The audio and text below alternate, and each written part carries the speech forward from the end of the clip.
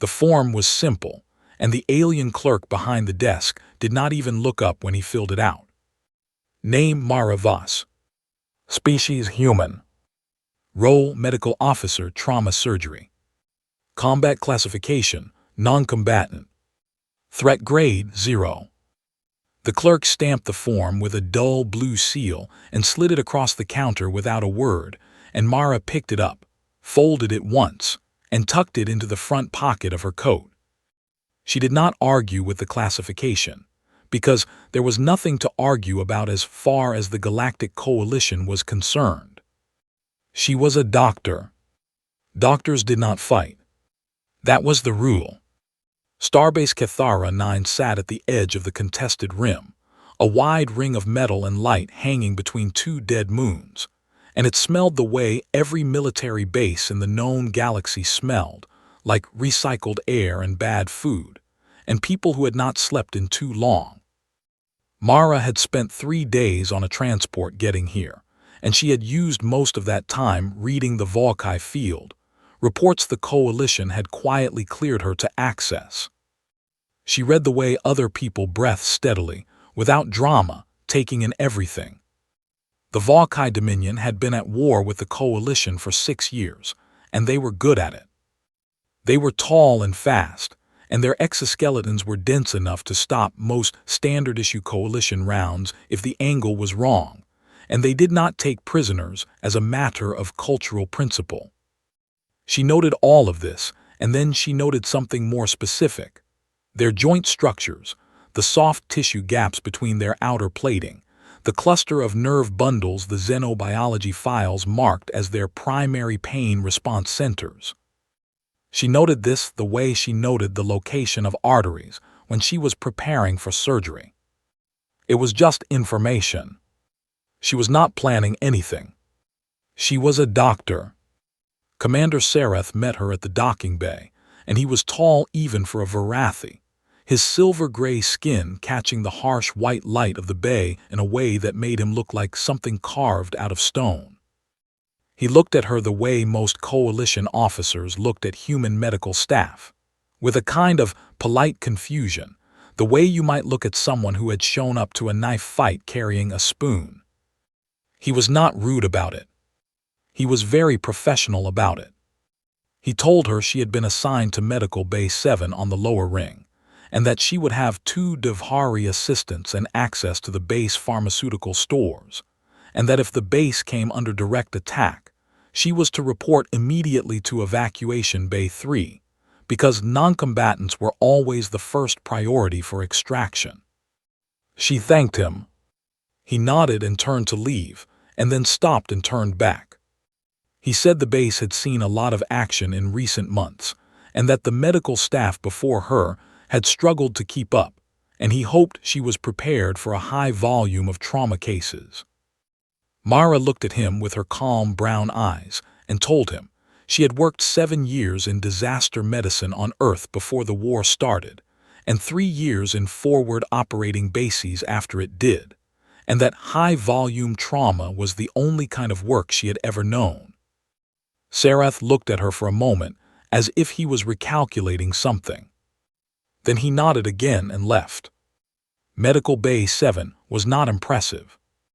It was a long rectangular room with 12 beds, 2 surgical tables, a supply closet that smelled like antiseptic and old rubber tubing, and a weapons cabinet bolted to the far wall that someone had welded shut at some point, and then apparently lost the key to. Mara stood in the middle of the room and turned slowly and looked at everything. She looked at the door and how it opened. She looked at the ventilation grates and where they sat in the ceiling. She looked at the emergency pressure shutters above the windows and the control panel beside the main entrance. She looked at the supply closet and made a mental list of everything that would be in it based on the Coalition medical requisition, standard, she had memorized on the transport. Then she looked at the welded weapons cabinet.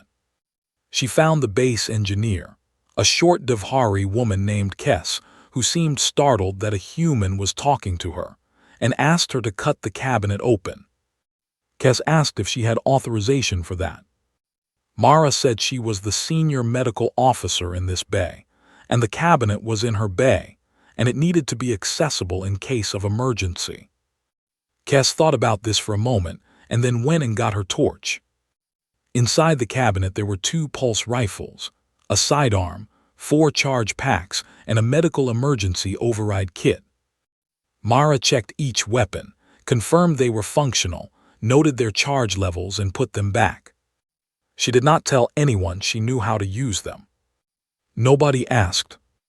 Her 2 Devhari assistants arrived the next morning, and their names were Pen and Sallow, and they were young and nervous, and they had clearly been told almost nothing about working with a human. Pen kept staring at her hands. Mara put them both to work immediately. She had them reorganize the supply closet by trauma category rather than the Coalition's default alphabetical system, which made no practical sense during an emergency when you needed a chest seal in 4 seconds and could not stop to read labels. She had them run timing drills. She had them practice on each other with the equipment, not cutting, just placement, just speed. By the end of the first day, they were both exhausted and slightly afraid of her, but they had gotten their average chest seal placement time down from 11 seconds to 6. That was good enough for now. In the evening when the bay was quiet, Mara sat at the small desk in the corner and opened her personal log. She had been keeping it since Earth. She stared at the blank entry field for a moment. She thought about the city of Bremer in the 3rd year of the Eastern floods when she had worked for 19 days without a full night of sleep, and the rescue team stopped coming, and the water kept rising, and she had made decisions in that building that she had not written down and would not write down now. She thought about the forward base at Sector 9, where the Voakai had breached the outer wall at 200, and the soldiers had been slow to respond, and she had been the only one in the corridor when the first one came through the emergency hatch. She closed the log without writing anything. She turned off the light above her desk. Outside the station, the stars sat cold and still and far away, and the Voakai Dominion was 3 systems out and moving closer every week. Mara Voss, non-combatant, grade 0, lay down on the narrow cot in the corner of her bay, folded her hands across her chest, and went to sleep the way soldiers sleep, quickly, completely, and with one part of her mind still listening. She was not a soldier. She had never called herself one. But she had learned a long time ago, in a flooded city on a dying planet, that the universe does not check your classification before it decides to come for you. And when it comes, you either know what to do or you do not. Mara Voss always knew what to do. She closed her eyes. The base hummed around her. The war waited. 3 months into her posting at Cathara 9, Mara had operated on 41 soldiers, reset 14 fractures, treated 9 cases of vacuum exposure, and delivered 1 very unexpected Devhari baby in the middle of a routine supply check. She had also quietly memorized the complete layout of every corridor within 200 meters of Medical Bay 7. She told herself that was just a habit. The Voakai ambush hit the Coalition forward fleet on a Tuesday. Nobody called it Tuesday out here. The Coalition used a numbered cycle system. But Mara still counted days in Earth weeks because it made her feel like the planet still existed somewhere behind all this darkness. The ambush was fast and precise, and it tore through 3 destroyers and a logistics carrier before the fleet could regroup. And when the emergency transports started arriving at Cathara 9, they came in waves, hard and full. And the base shook each time a docking clamp caught a new ship. The first transport carried soldiers. The second carried soldiers. The third carried 211 civilians, human settlers from a rim colony the fleet had been protecting when the attack came, and 40 or so alien refugees from a Devhari research post that had been caught in the crossfire. The base was not built for this. Commander Sereth stood in the main corridor outside the docking bays and watched the crowds pour in, and his jaw was tight in the way Varathi jaws got tight when they were doing calculations. They did not like the answer to. He turned to his logistics officer and said to triage the medical cases by combat priority. Soldiers first, then essential personnel, then civilians when capacity allowed. Mara was standing 8 feet away. She did not say anything immediately. She waited until the logistics officer had left, and then she walked over to Sarath and stood in front of him, and said in a very calm and very clear voice that she understood his logic, and that she was going to politely disregard it. Sarath looked at her the way he always looked at her when she said things like this, like he was trying to find the part of the Coalition rulebook that covered this situation, and coming up empty. He told her that the base's medical resources were limited, and that combat-effective personnel had to be maintained as a strategic priority. She told him she had already done the math. She told him that of the civilians on the 3rd transport, 12 had injuries that would become fatal within 6 hours without intervention, 3 of which were children, and that none of the soldier casualties on the first 2 transports were in immediate danger of dying if they waited another 4 hours. She had already looked at the preliminary reports. Sarath stared at her. She looked back at him without blinking. He said that her designation did not include strategic medical command decisions. She said she was aware of that and that she was not making a command decision. She was making a medical one, and that if he wanted to override it, he was welcome to come down to her bay and explain to a 7-year-old Devhari child why she was going to die because her injury was not militarily significant. Sarath did not come to her bay. Mara went back to work. She did not have enough staff, and she knew it before she started, and she handled the problem the way she always handled problems that the official system had not prepared for. She improvised with what was available. She found the base engineer Kess and recruited her. She found a Devhari translator named Orath who had basic first aid training, and she promoted him in her own private ranking system to field medic and told him to follow Penn and do exactly what Penn said and not to faint. She found a human cargo handler named Deeks who had served 2 years as a combat medic before a shoulder injury got him reclassified, and she looked at him for exactly 1 second and said she needed him in the bay right now. Deeks put down his cargo manifest and followed her without asking any questions. By midnight, she had a functional 6-person trauma team operating out of Medical Bay 7 and 2 satellite triage stations set up in the adjoining corridors, and she had not sat down in 9 hours. Penn and Sallow had stopped being afraid of her somewhere around hour 4 and had started being something else instead, focused in a way they had not been before, moving fast and clean, anticipating what she needed before she asked, because she had drilled them well and now it was paying off. A young Devhari soldier came in around hour 7. His name was Vor, and he had taken a piece of shrapnel through the upper left side of his torso, and it had missed everything important by about 2 centimeters, and he was lucky to be alive, and he knew it. Mara removed the shrapnel, repaired the tissue, sealed him up, and told him to lie still for 3 hours or she would personally strap him to the bed. He lay still. When the rush slowed near the end of the cycle, Vor was still awake, and he watched her move around the bay, checking patients, adjusting equipment, writing in her log by hand because she said the base's electronic systems were too slow. He said to her that he had watched a lot of medical staff work, and that none of them moved like she did. She asked him what he meant. He said that most medics, Varathi, Devhari, any species, moved through a trauma scene like they were following a map, going from point to point, checking boxes. She moved like she was fighting something.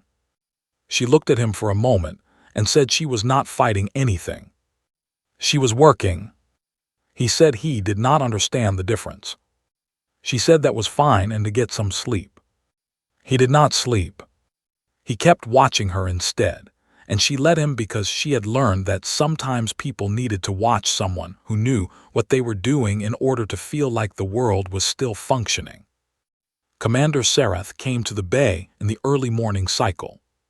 He stood in the doorway and looked at the 12 beds, all full, all stable, and at the satellite stations in the corridor where Oreth and Deeks were still running triage on the last of the civilian cases.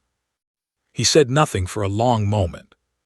Then he told Mara that she had exceeded her authorized staffing and resource allocation. She said she knew. He said she had also saved the lives of people who were not on his priority list.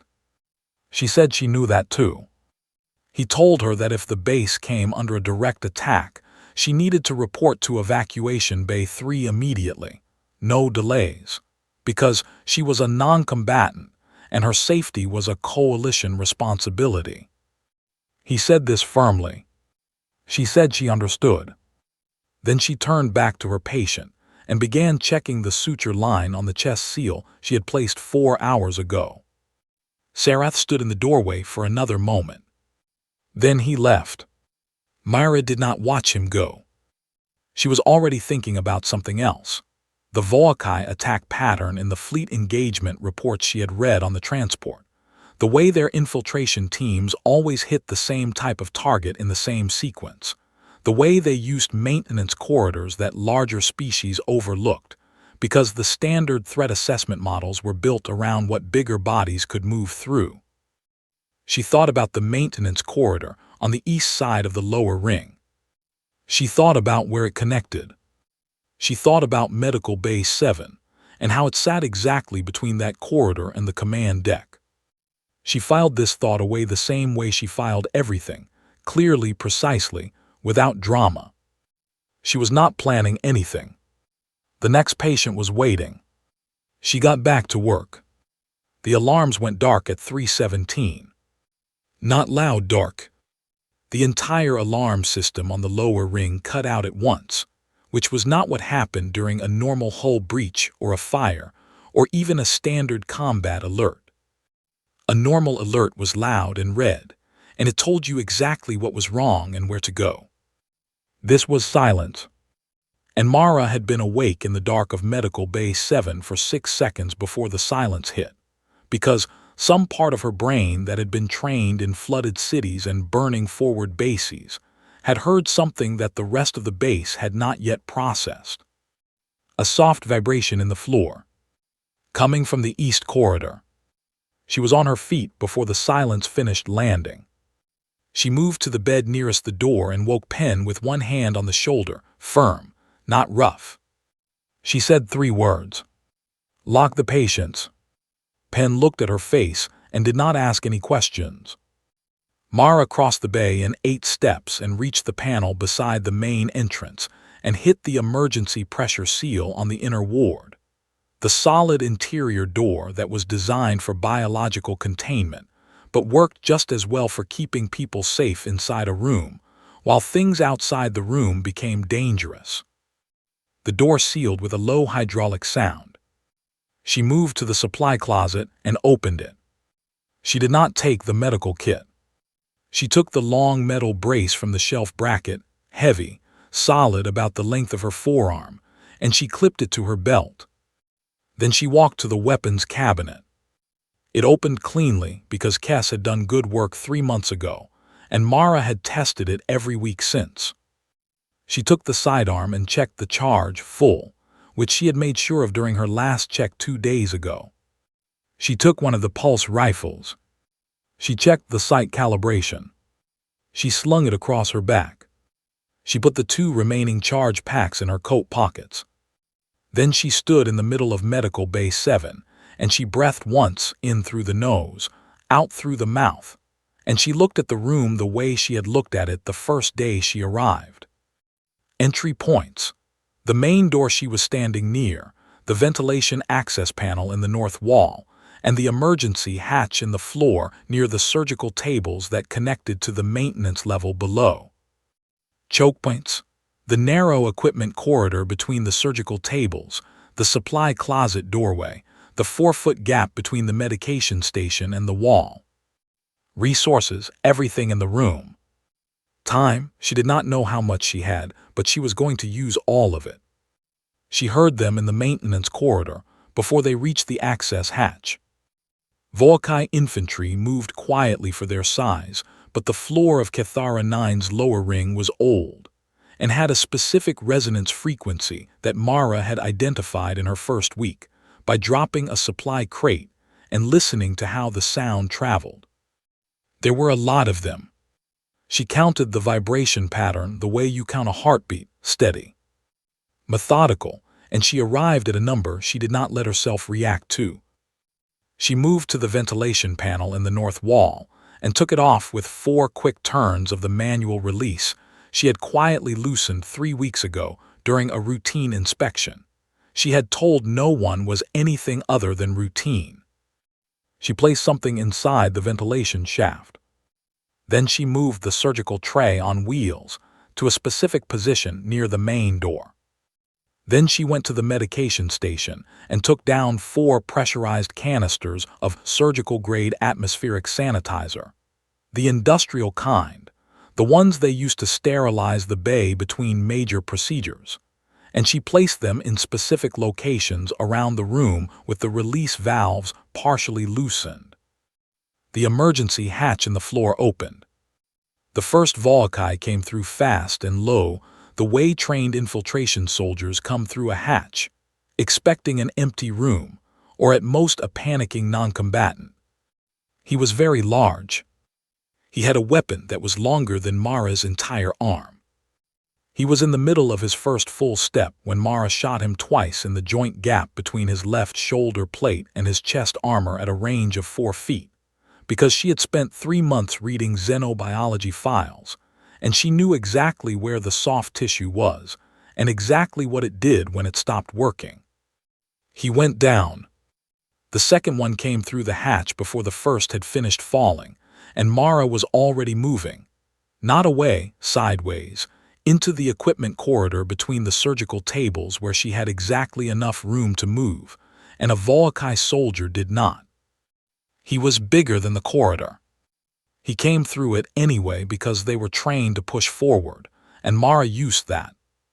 She let him come into the narrow space, and then she hit the surgical tray she had positioned, and it swung hard on its wheels, and the metal edge caught him at the joint behind his knee, which was the second most significant nerve cluster in Volkai leg anatomy, and he went down on one knee, and she was on his back before he could bring his weapon around, and she hit the base of his helmet collar twice with the metal brace, and he stopped moving.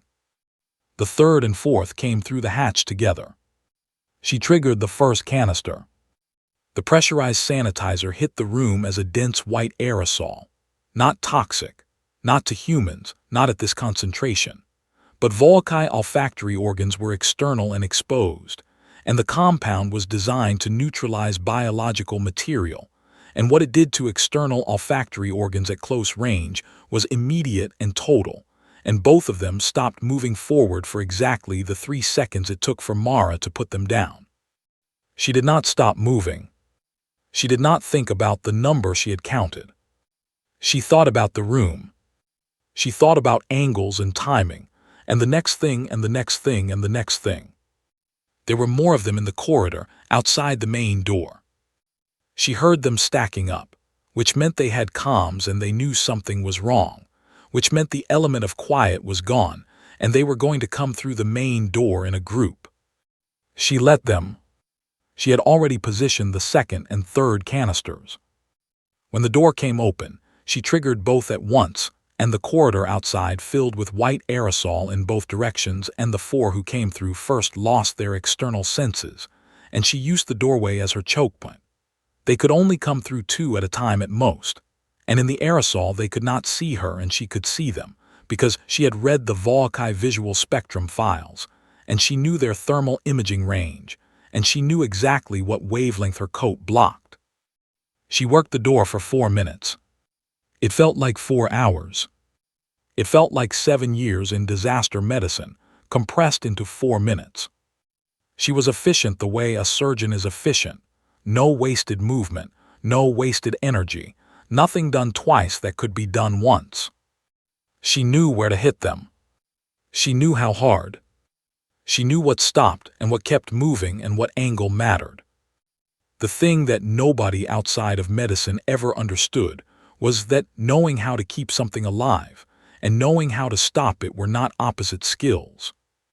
They were the exact same skill, used in opposite directions. When the corridor went quiet, she stood in the doorway and listened for 90 seconds. Nothing moved. She checked the room. She checked the corridor. She went back inside, and she sat down on the floor next to the surgical table with her back against the metal and her knees up, and she put the pulse rifle across her knees, and she breathed. In through the nose. Out through the mouth. She was going to be sick in approximately 4 minutes, and she was going to let that happen, and then she was going to stand up and check on her patients, and make sure the inner ward seal was holding. She had time. Nothing was moving in the corridor. She sat on the cold floor of Medical Bay 7, and she did not think about the number she had counted coming up through the floor, and she did not think about what the room looked like right now, and she did not think about the form the clerk had stamped without looking up on her first day. Non-Combatant. Grade 0. She breathed, and then she stood up, and she went to check on her patients, because that was why she was here. Commander Sarath reached the lower ring at 4:41. The sweep team had already cleared the maintenance corridors and the outer bays, and they had found 17 Volkai Void infantry, all neutralized, in the sections between the east docking arm and the central hub. That was not the surprising part. The Volkai had come in force, and the coalition soldiers had engaged them at the outer perimeter and fought well, and the base was secure. That was the expected outcome. What was not expected was the sweep team leader's voice on the comm at 4:38 saying the words, "Commander, you need to come to Medical Bay 7, in a tone that Sarath had never heard from that particular soldier in 4 years of service, and that soldier had pulled survivors from a burning destroyer with his bare hands, and had never once sounded like that. Sarath walked fast. He turned the last corner before the bay and stopped. He stood very still for a moment. He was Varathi, and Varathi military doctrine was old and extensive, and covered almost every conceivable battlefield scenario in its 6,000 years of accumulated warfare, and nothing in it had prepared him for this corridor. The sweep team was standing at the far end, 3 of them not moving, not speaking, just looking. Sarath walked forward. He looked at what they were looking at. He stood there for a long time. The final count was 38. 38 Volkai Void infantry, elite soldiers, the kind the Dominion used for precision strikes on hardened targets, the kind that had once taken a coalition special operations team of 12 3 hours to neutralize in an enclosed space, were in and around Medical Bay 7. They were not going anywhere.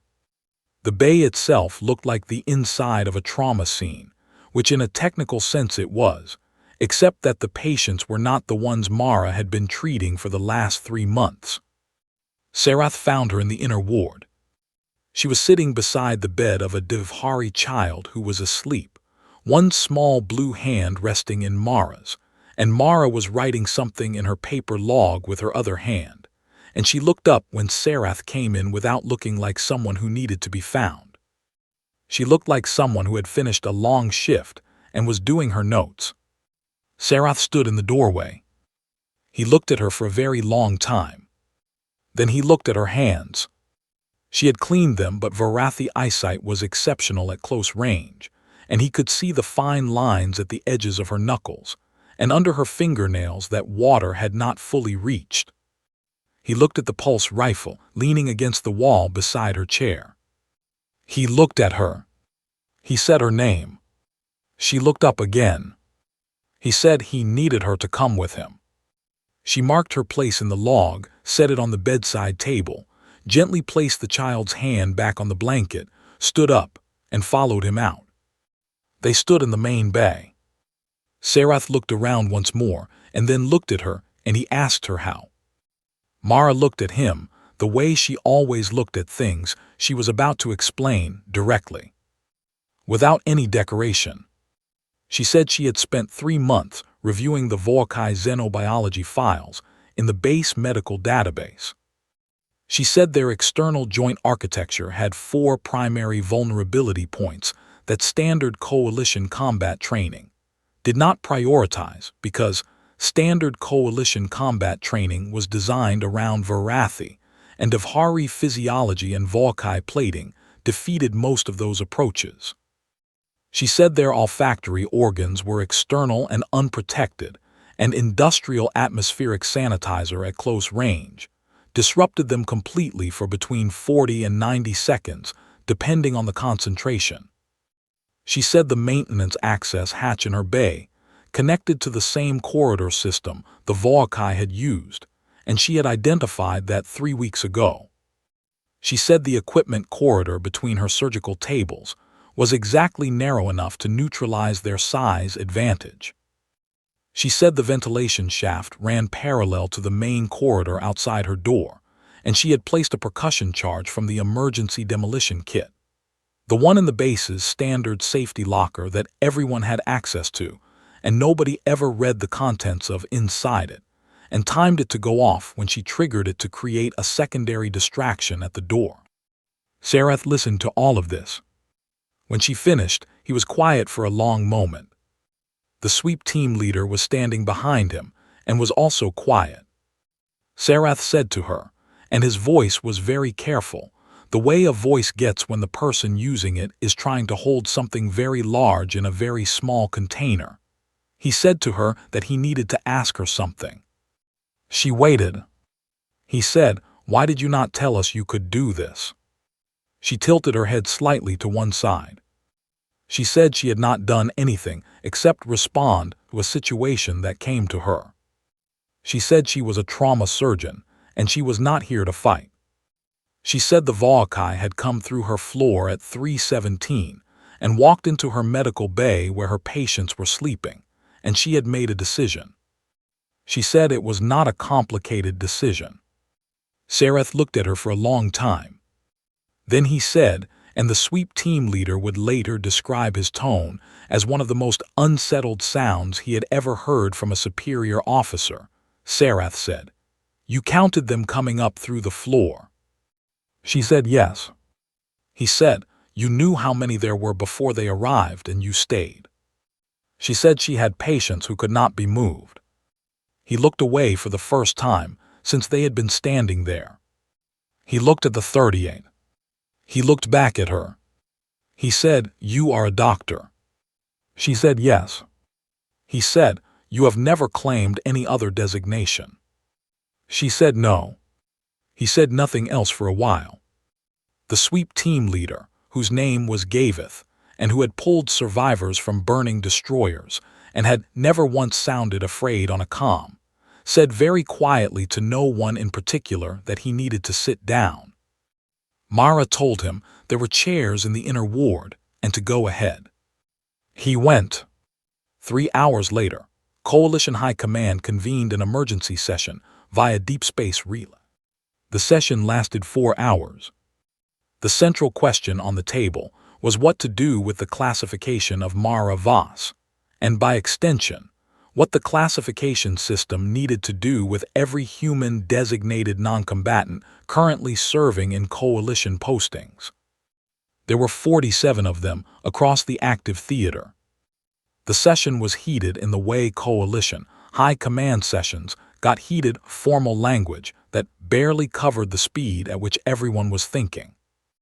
A Varathi admiral named Chovar said that the incident at Medical Bay 7 needed to be examined not only as a tactical anomaly, but as a categorical failure of intelligence assessment. She said the coalition had been classifying human personnel based on their stated role function for 6 years, and that this incident suggested the stated role function and the actual capability of the individual were not the same thing. A Devhari general said that was true of all species to some degree. Admiral Chovar said it was not true to this degree, and asked him to look at the casualty count again. The Devhari general looked at the casualty count. He did not say anything after that.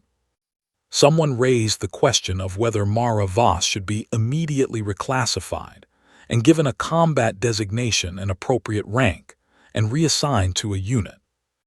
A junior officer who had been tasked with reviewing her file said that she had reviewed it thoroughly and that Mara Voss had been offered a formal military commission 3 times in her career and had declined all 3 times. The room was quiet for a moment. Admiral Chovar said slowly that she wanted someone to explain to her how a human who had been offered a military commission 3 times and declined it had just neutralized 38 elite Volkai Void infantry alone, at night, in a medical bay, and then gone back to check on her patients. Nobody had an answer for that.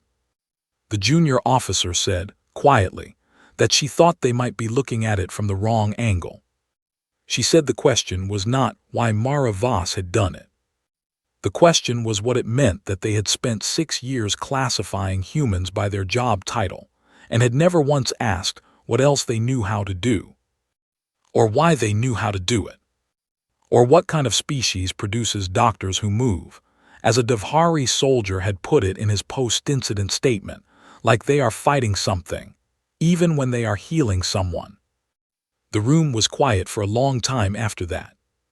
Back in Medical Bay 7, Vor, the young Devhari soldier with the healed shrapnel wound who had been watching Mara for weeks, sat in the inner ward beside the sleeping Devhari child and looked at Mara across the room. He said to her, "You knew they were coming for a long time, didn't you?" She was writing in her log. She said she had suspected it was a possibility for about 3 weeks. He said, "And you stayed." She said she had patience. He sat with that for a moment. Then he said he finally understood the difference between fighting and working. She looked up at him. She said, "Good." Then she went back to her notes. The formal offer came 6 weeks later. It arrived as a coalition command document, gold-sealed, which was the highest class of official communication the coalition issued, and it was addressed to Dr. Mara Voss, Medical Bay 7, Starbase Cathara 9, and it offered her the rank of Combat Specialist 1st grade with full command authority over a mixed-species tactical medical unit, a salary upgrade, new quarters on the upper ring, and a formal reclassification in the Coalition personnel database from Non-Combatant. Grade 0 to Combat Active, Grade 4. Grade 4 was the designation given to Coalition Special Operations personnel. Mara read the document carefully. She read it twice. Then she folded it, put it in her desk drawer, and went back to the patient she had been examining when Penn had brought it in. 2 hours later, she wrote a reply.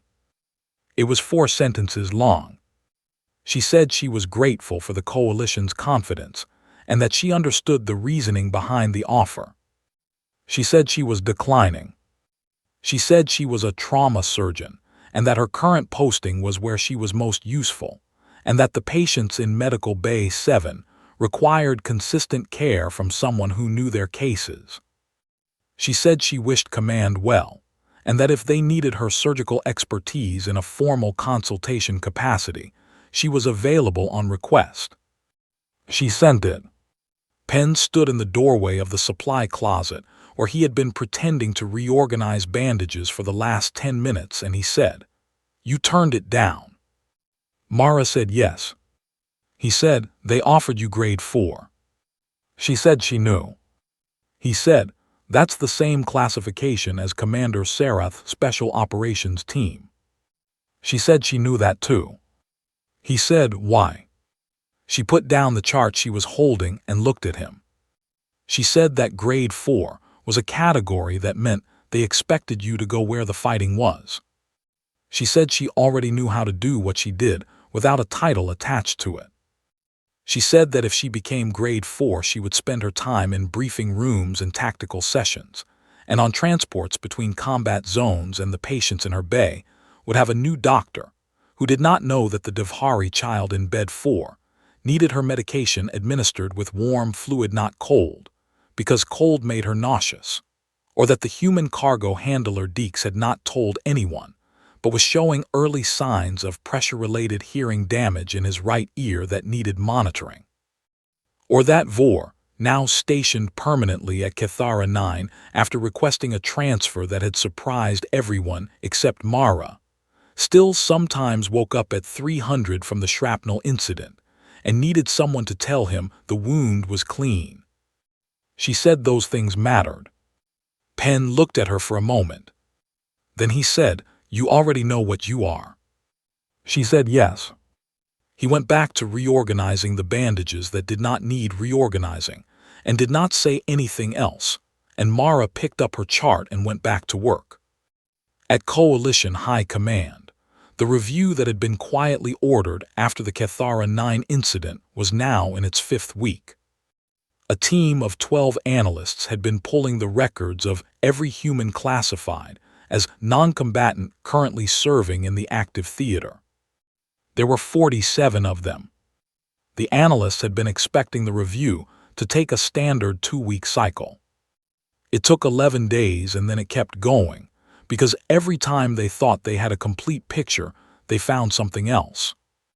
There was a human structural engineer named Farron posted at an asteroid mining relay who had survived 3 separate Volkai raids on his station, and the casualty reports from each raid listed Volkai losses, but no explanation for how they had occurred, only a notation that said environmental hazard each time.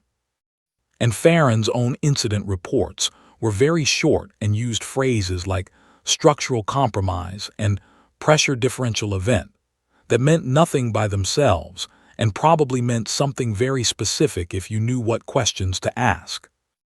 There was a human teacher named Pris on a frontier settlement school who had kept 43 children alive for 9 days inside a collapsed building after a Volkai ground assault, and the rescue team that finally reached her said she had set up a functioning water collection system, a food rationing protocol, an air circulation workaround using the school's ventilation system, and a perimeter alarm using the building's own structural sensors rewired through a classroom science kit. And when they asked how she knew how to do all of that, she said she had read about it once. There was a human translator named Coles who had been captured by a Volkai patrol and released 48 hours later under circumstances that the Volkai patrol chose not to file a report about. And Coles had said in his debriefing only that they had reached a mutual understanding, and his expression during the debriefing was one that the interviewing officer described in her notes as professionally neutral in a way that I found difficult to look at directly. The review kept going. On day 11, the lead analyst, a Varathi officer named Seville who had been doing intelligence assessments for 22 years and had seen most things, submitted an interim report to Admiral Chovar. The report was 314 pages long. The summary was 4 words. Do not make assumptions. Chovar read the summary. She read it twice. Then she read 20 pages of the full report and stopped and put it down and sat very still for a long moment looking at nothing. What the report had found was not that human non-combatants were secretly trained soldiers. What it had found was both simpler and more difficult to explain. It found that humans did not separate their knowledge into clean categories, the way the coalition species did. A Varathi doctor was a doctor, and that was the full extent of what they were trained to be. A human doctor was a doctor who had also grown up on a planet with a long and enthusiastic history of conflict, who had absorbed through culture and education and sheer proximity a general-purpose understanding of how to improvise, how to fortify, how to assess a threat, how to hold ground, how to keep breathing when things stopped working the way they were supposed to. It was not training in the formal sense.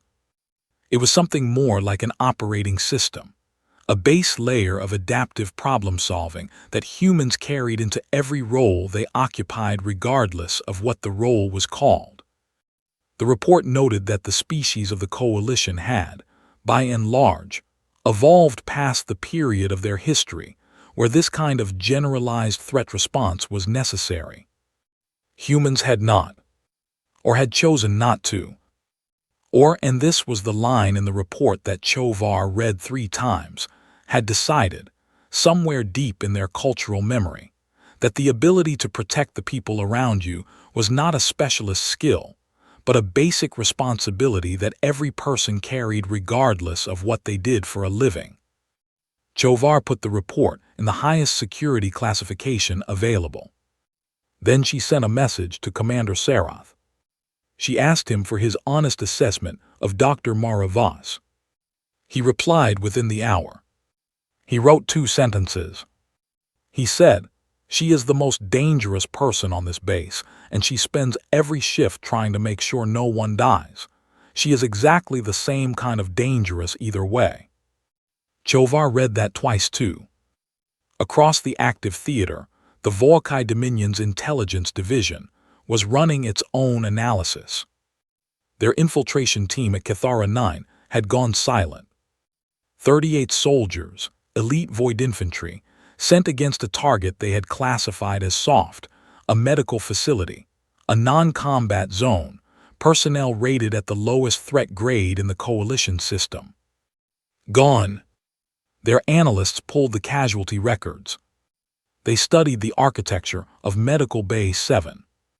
They reviewed every piece of information they had on the human female listed in the Coalition database as non-combatant, grade 0. They found her civilian record.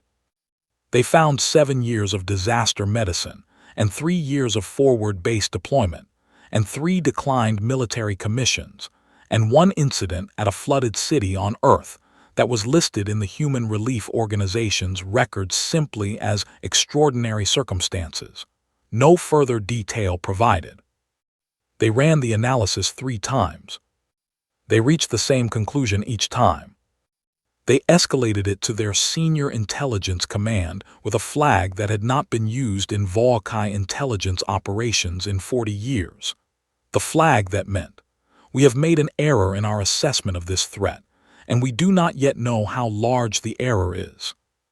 Their senior command asked what class of combatant had neutralized the infiltration team.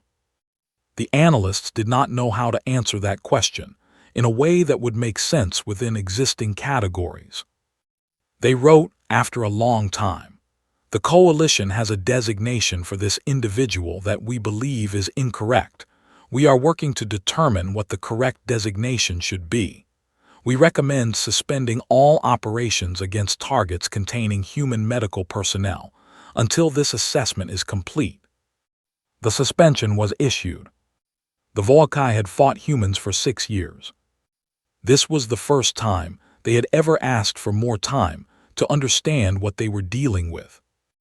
Back at Cathara 9, in Medical Base 7, Mara Voss checked the chart of the Devhari child in Bed 4 and confirmed her medication was warm and that her color was good and that her numbers were moving in the right direction.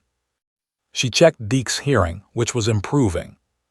She checked the suture line on a new patient, a Varathi soldier who had come in the night before with a plasma burn across his left arm that was not as serious as he thought it was, but that she had cleaned and sealed properly, because doing it properly mattered even when it was not serious. She wrote everything down in her log.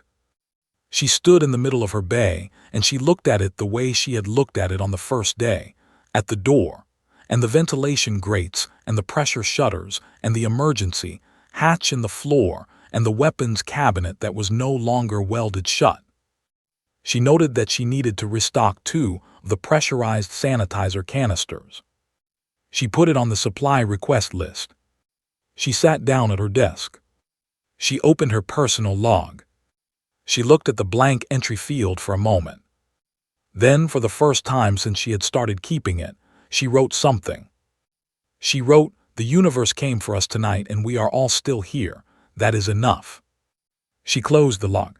She turned off the light above her desk. Outside the station, the stars were cold and still and far away, and the war was still going, and the coalition was still fighting, and somewhere in the dark, the Volkai Dominion was pausing for the first time in 6 years to reconsider what it thought it knew. Inside Medical Base 7, Mara Voss lay down on her narrow cot and folded her hands across her chest and closed her eyes. She was not a soldier. She had never called herself one, and she was not going to start now. She was a doctor. She kept people alive. And if the universe decided once again to send something through her floor at 317, she would handle it the same way she handled everything, the same way any human handled anything that threatened the people they were responsible for. Completely, without hesitation. And then she would go back to work, because the patients were waiting. And that was why she was here. That had always been why she was here.